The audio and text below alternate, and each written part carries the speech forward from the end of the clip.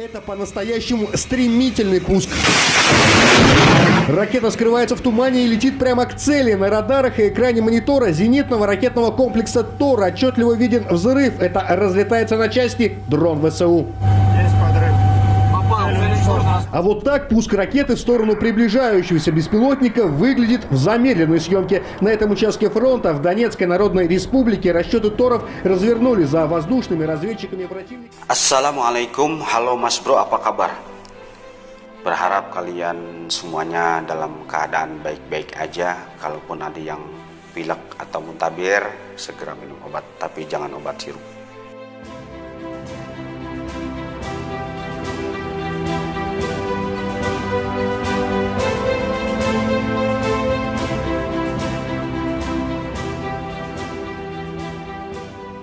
Pemerintah Presiden Rusia Vladimir Putin makin sangar, guys.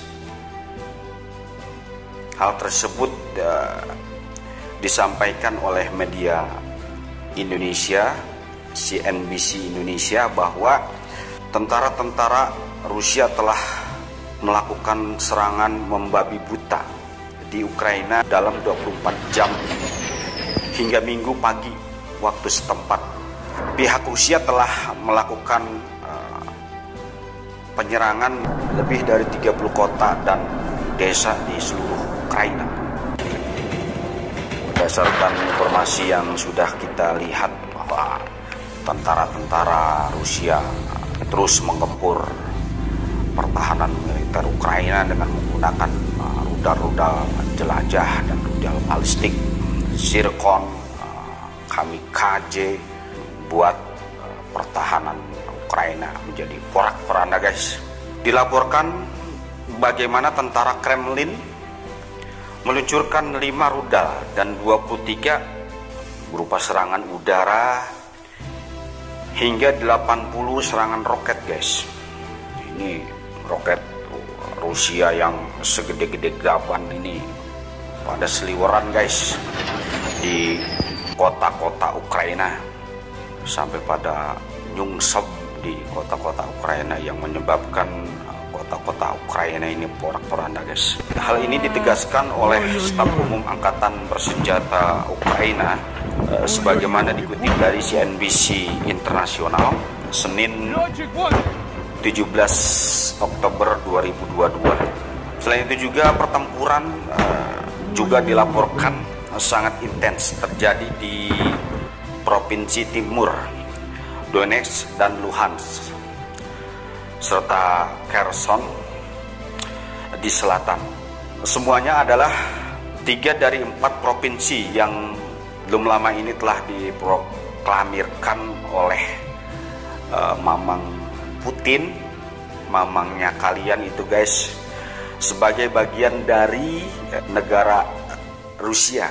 Jadi menjadi bagian dari Rusia. Itu dilakukan beberapa bulan lalu, guys. Mereka memproklamirkan bergabung dengan negara mamang kalian itu, yaitu Mamang Vladimir Putin.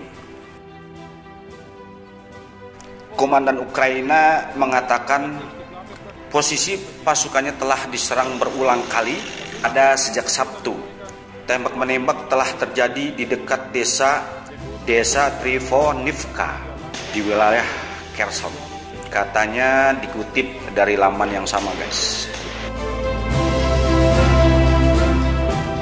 Sementara itu sebanyak 11 tentara Rusia tewas ditembak mati di tempat pelatihan militer.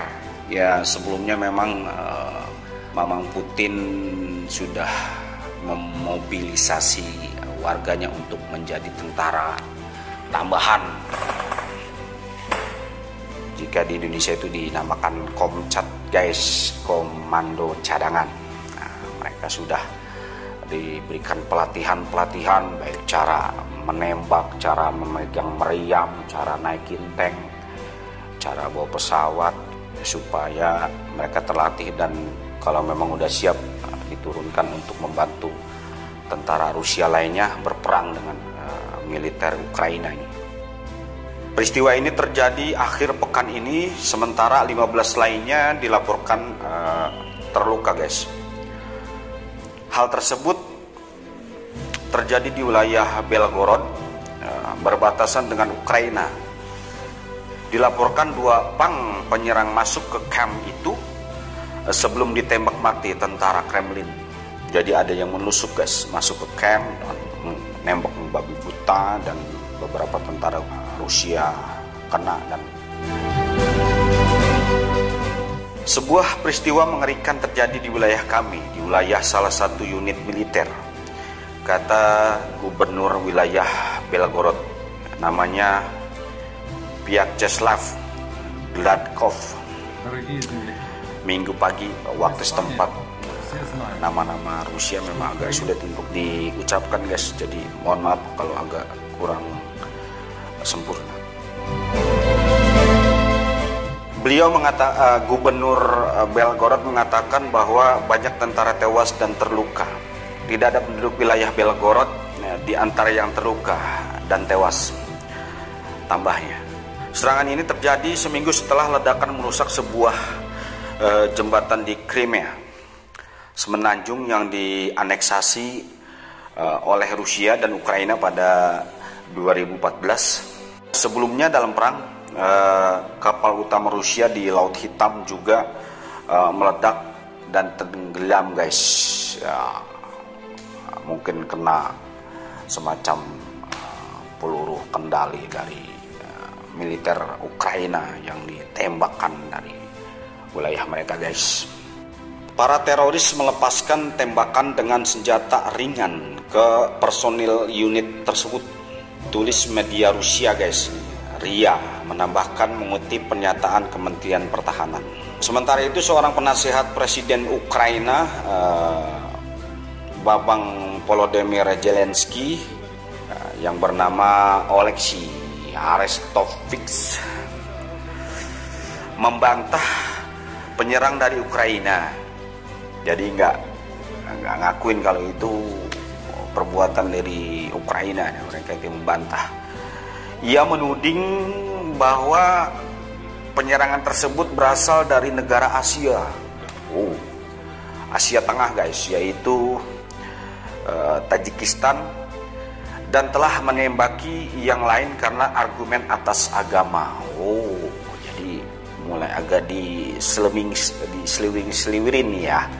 Jadi perangnya bukan antar Ukraina dan Rusia saja, jadi mulai ada pihak-pihak lain nih yang mulai ngecok-ngecokin Rusia. Perlu Mas Bro ketahui bahwa Tajikistan adalah negara berpenduduk mayoritas Muslim. Ya, betul itu. Sementara sekitar setengah dari orang Rusia menganut berbagai cabang agama Kristen. Jadi sebetulnya pernyataannya nggak mantep nih kalau memang mereka mengait-ngaitkan ini urusan agama ini. Padahal ini mereka sedang berperang urusan negara mereka ini. Kenapa agama mulai ditambah-tambah ini, guys? Tak senang berapa lama, Kementerian Rusia juga mengatakan para penyerang berasal dari sebuah negara di persemakmuran negara-negara merdeka. Ini pihak Rusia, guys, yang mengelompokkan 9 bekas Republik Soviet, pecahan dari Republik Soviet, termasuk Tajikistan. Namun sayangnya tak ada konfirmasi lebih lanjut. Jadi intinya Ukraina telah mengatakan bahwa Tajikistan itu bagian dari Asia Tengah yang melakukan penyerangan tersebut, dan pihak Rusia pun juga menyambutnya dengan hal yang sama. Namun sampai saat ini belum ada yang mengklaim penyerangan tersebut dilakukan oleh pihak Tajikistan. Jadi ya kita ikuti saja, guys, berita selanjutnya sampai di mana ini. Apakah perang ini akan segera berakhir, atau perang ini akan terus berlanjut, atau mungkin perang ini akan melibatkan beberapa negara lainnya guna untuk menjadi penguasa dunia. Oke, kita simak saja sampai di mana peristiwa ini akan berkelanjutan.